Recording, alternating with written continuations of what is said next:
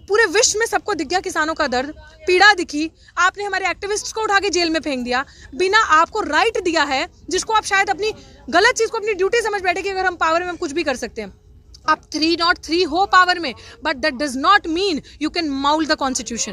That does not mean कि संविधान को आप अपने तरीके से चलें। आप संविधान की कसम तो खाते हैं, लेकिन आई थिंक आपने संविधान पढ़ा नहीं है अच्छे से। संविधान सबको अधिकार देता है, राइट टू प्रोटेस्ट का, राइट टू स्पीच का, फ्रीडम ऑफ एक्सप्रेशन का, सबके पास अधिकार है, आप बोल सकते हैं। तो आप कभी किसी एक्टिविस्ट को उठा के डाल देते हैं जेल में। आप हमारे गरीब बुजुर्ग किसानों को, ऐसे किसानों को भी आपने जेल में डाला है जिन्होंने इंडियन आर्मी को सर्व किया है। सो आपके पास क्या जवाबदेही नहीं है किसी की? सो this Janata, this awam, everybody, youth, you know, the student activists, the protesters, even the leaders, the politicians who are coming, young, I'm talking about the advocates, everybody today standing with this movement and asking this government कि ये हमारे हक की बात है और हमारा हक आपको हमें देना पड़ेगा। और ये क्रांति, मैं कह रही हूँ, ये रेवोल्यूशन है, जिसे कहते हैं जो फ्रेंच रेवोल्यूशन हुआ था, this is going to be another revolution, जहाँ पे अपनी बात की जाएगी, किसान की बात की जाएगी, अपने हक की बात की जाएगी।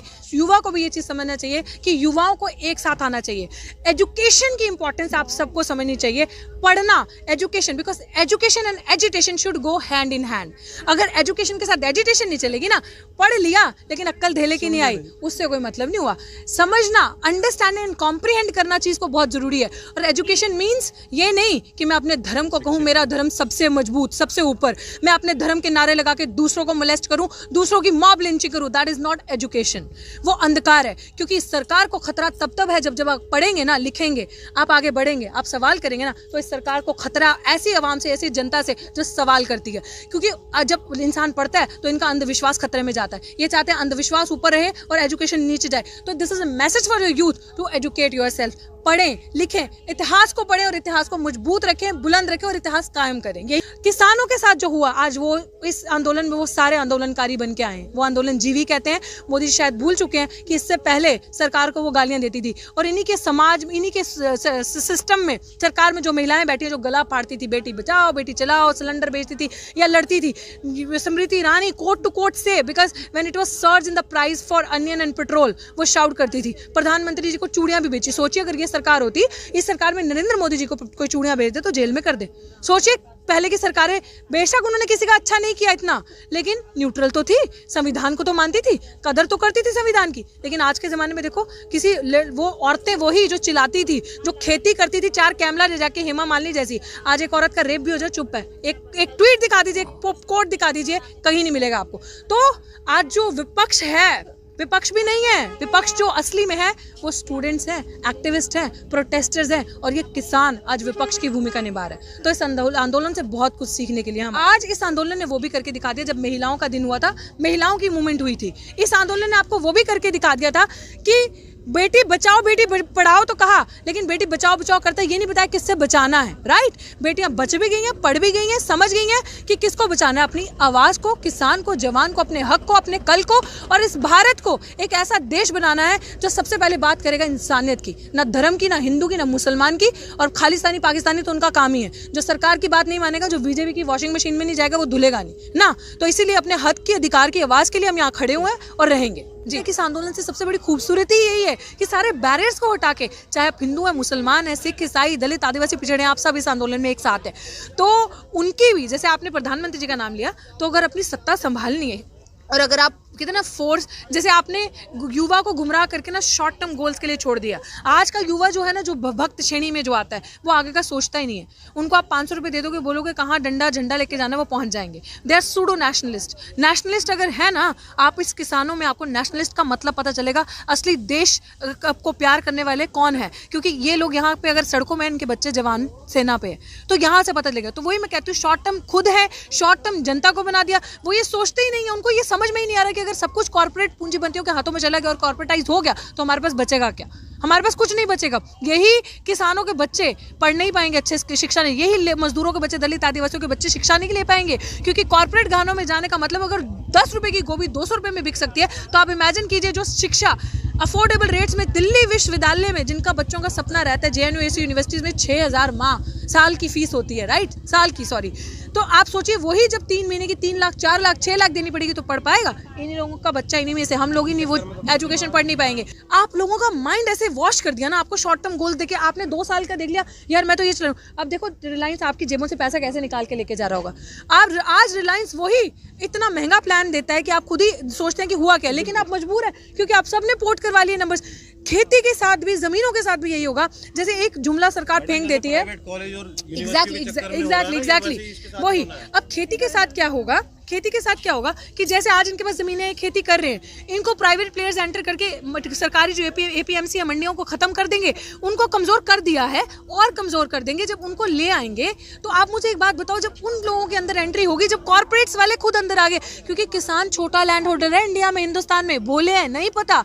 आप मुझे बताओ, ये बापूजी है यहाँ पे, ये सब खड़े हैं, अब ये अपनी खेती देखिए, मान लो ये सिंगल, इनके पास एक खेत है और ये सिंगल है, इनके पास कोई हेल्पिंग हैंड नहीं है। आप इनको बोलो कि जम्मू कश्मीर में खेती लगाओ और कन्याकुमारी में बेचने जाओ, मैंने तो जी आज़ाद कर दिया, आपको फ्री मार्केट दे दिया, जा पाएंगे? हैं इनके पास इतने रिसोर्सेज, या पढ़े लिखे हैं हमारे किसान इतने कि वो मंडियों में जाएं या फिर अपनी वेयर हाउसेज खरीदें या फिर उसको प्रोटेक्ट, अगर टमाटर ही लेके जाना है किसी को तो वो तो गर्मियों में आधे रास्ते में ही सड़ जाएगा। सो दे आर नॉट अवेयर। और फिर ये वही हो जाएगा, रिंग में से आलू निकला तो पास, रिंग में से फंसा तो फेल, ये वही हो जाएगा। इसका दोषी किसको मानते हैं? हाँ, हमारी जो कौम है वो भगत सिंह ने किताब लिखी, मैं नास्तिक। भगत सिंह को पढ़ना बहुत जरूरी है। भगत सिंह के साथ साथ देखिए, बिल्कुल बिल्कुल, भगत सिंह के साथ साथ अंबेडकर को भी पढ़ना बहुत जरूरी है। भगत सिंह के साथ साथ ऐसे बहुत सारे रेवोल्यूशनरी रहे हैं जिनको सबको पढ़ना हमें जरूरी है, क्योंकि इन्होंने क्रांति करी। ये लोग लीडर कम इन्फ्लुएंसर्स थे। ये ऐसा इन्फ्लुएंस छोड़ के गए हैं कि रहती दुनिया तक जब तक रहेंगे तब तक उनका नाम लिया जाएगा।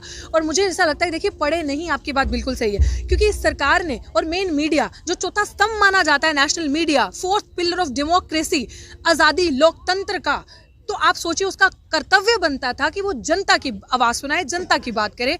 वो ऐसे दलाल हो चुके हैं क्योंकि आधे से ज़्यादा चैनल अंबानी ने खरीदे हैं, 22 चैनल अडानी अंबानी के हैं। हम उनका नाम इसलिए लेते हैं क्योंकि अभी तक उन्हीं वही लुटेरे हैं। और जितने रिलायंस फ्रेश या छोटे छोटे स्टोर 24/7, रिलायंस फ्रेश, डिजिटल वो इंडिया, ये जो जिस तरीके का कंसेप्ट है, इनके पीछे उनका ब्रेन है, वही चलते आ रहे हैं। तो वो आई एम टेलिंग यू कि अभी तक सबको शॉर्ट टर्म गोल्स में दे दिया था। तो जनता, आवाम जो है वो उस चीज़ को लेकर ना, वो शॉर्ट टर्म दूर का फोरकास्टिंग करनी ही नहीं, कल का सोचना ही नहीं। ठीक है, आज मेरा 1.5 GB नेट चल रहा है ना, तो बस मैं इतने में ही खुश हूँ। कल क्या होगा, 12 बजे के बाद देखा जाएगा, दोबारा वो हो जाएगा। ये वही चल रहा है, हमारी मेंटालिटी वैसी ही हो चुकी है।